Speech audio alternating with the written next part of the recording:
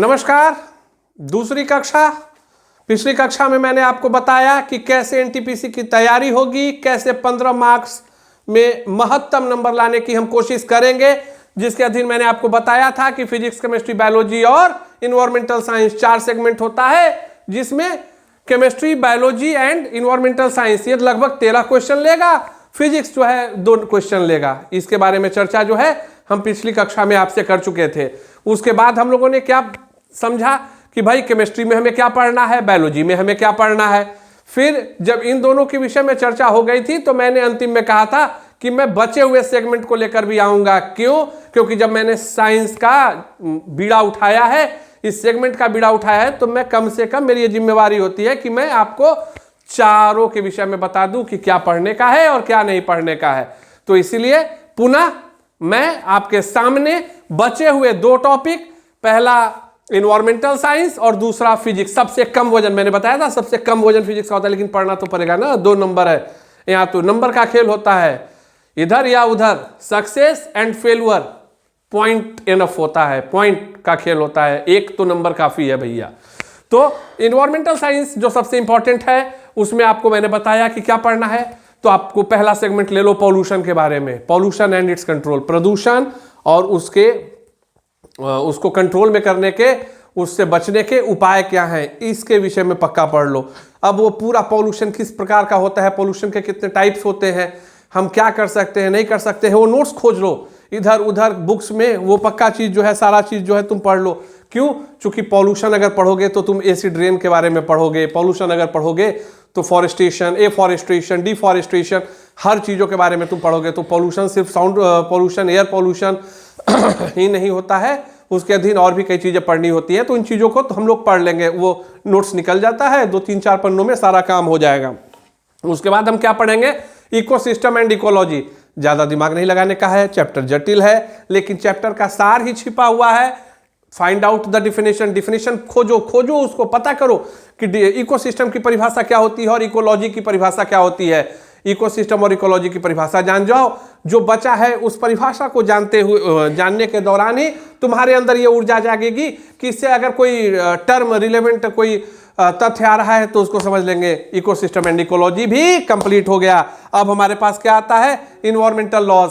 भाई environmental laws तो पढ़ना ही पढ़ना है। इन्वायरमेंटल लॉज में जो पूरे दुनिया में जो फेमस और जो मोस्ट पॉपुलर इन्वायरमेंटल लॉज हैं, चाहे वो 80 का हो, 86 का हो, जब का भी हो, ये निकाल लो। लाइक जस्ट आप फाइंड आउट करो, जो कॉम्पिटिटिव बुक्स वगैरह आती है, प्रतियोगी परीक्षाओं की किताबें आती है, उसमें इस चीज को एक तरफ से क्लासीफाई कर लो कि इन्वायरमेंटल लॉज में कौन कौन से लॉज फेमस हैं, which laws are very famous for the with relevant to environmental laws. ये चीज कर लिया। ये चीज जैसे ही आप करते हैं, उसके बाद आ जाओ आप IUCN का डिफिनेशन खोज लेना है। IUCN का जब डिफिनेशन खोज लिए तो हम लोग उसको समझ लेंगे। अब डिफिनेशन समझ लेना है, उसका फंक्शन समझ लेना है, उसके रेड लिस्ट में आने वाले देशों का नाम समझ लेना है, या जो चीजें हैं, जो भी सेगमेंट्स हैं, जो भी किस देश में कौन सी चीजें IUCN के अंडर में जो आती हैं, इन सभी चीजों के बारे में कुछ प्रमुख उदाहरणों को समझ लेना है, तुम्हारा काम हो गया।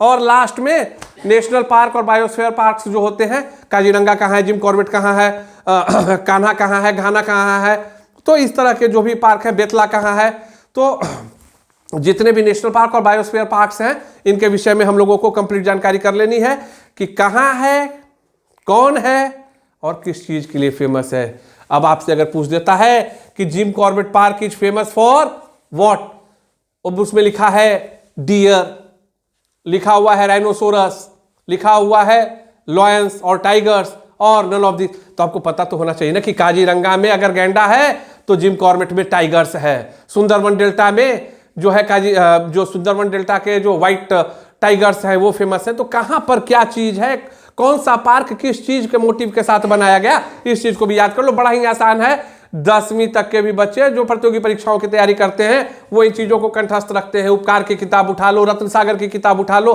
सारी चीजें बेहद ही सरलता के साथ तुम्हें मिल जाएंगी निचोड़ के तौर पे। उस पेज को खाली याद कर लिया, मेरा काम हो गया।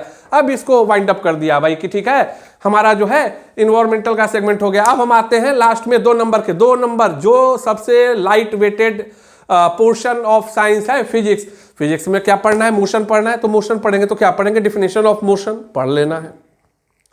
अब क्या पढ़ेंगे, what is the meaning of distance, what is the meaning of displacement, what is the difference between distance and displacement, what is the definition of velocity and speed, what is the difference between speed and velocity. मतलब अब हिंदी में displacement और distance में क्या अंतर है, वेग और चाल में क्या अंतर है, इन चीजों को हम लोगों ने पढ़ लिया कि कौन सा सदिश होता है, कौन सा अदिश होता है, मतलब which is scalar, which is vector, which will plays an important role with point, की कौन जो है पॉइंट से। अब चूंकि डिस्प्लेसमेंट क्या है, अब जैसे उदाहरण देख लो, बड़ी ही सरल भाषा में मैं समझा रहा हूं।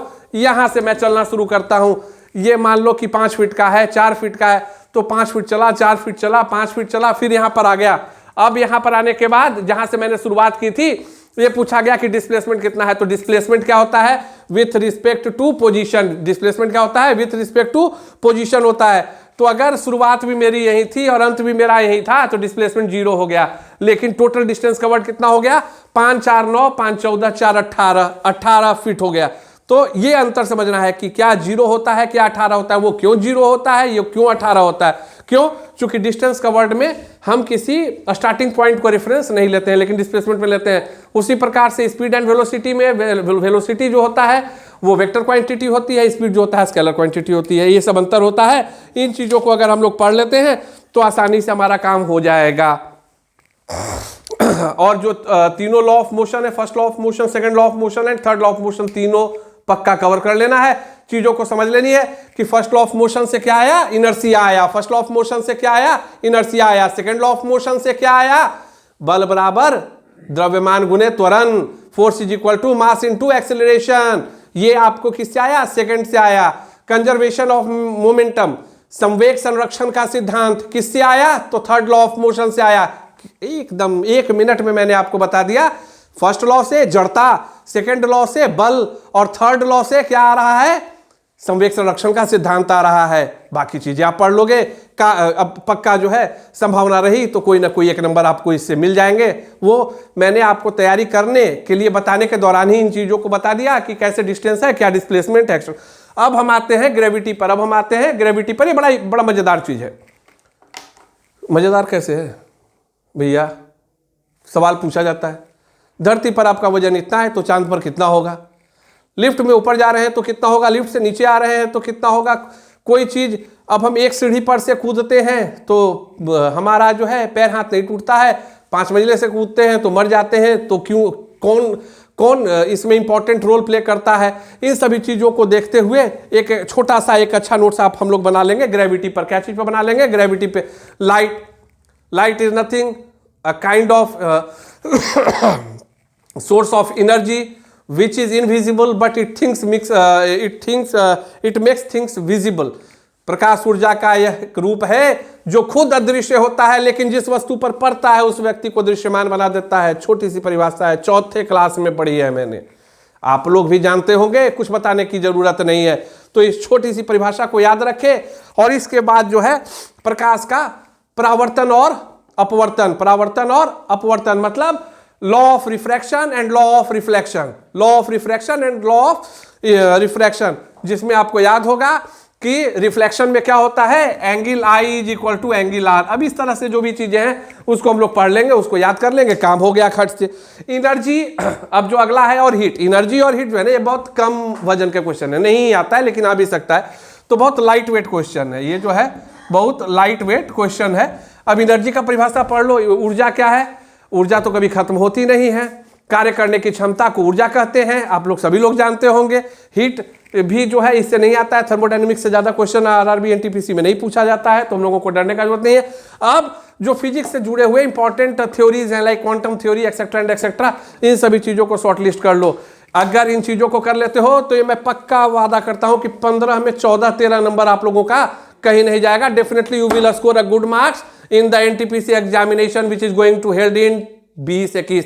याद रखना है कि जोड़ लगा देना है, जब बोलीवा है से पढ़ ला, रट ला, एक एक चीज के 10-10 बार देखना है। 50 पेज में साइंस के 15 नंबर पूरा हुआ। अभी तोरा पे निर्भर कर रहा है कि जोड़ कितना लगाएं और कैसे हो। अब बिहार के आदमी लगी ई बहुत बहुत मेहनत के काम बा, नौकरी पक्का चाहिए, लग जा, सोर्स बा, 2 पार्ट में हम दिलवा है, ओकरा याद कर लिया, देख लिया और रट लिया। धन्यवाद।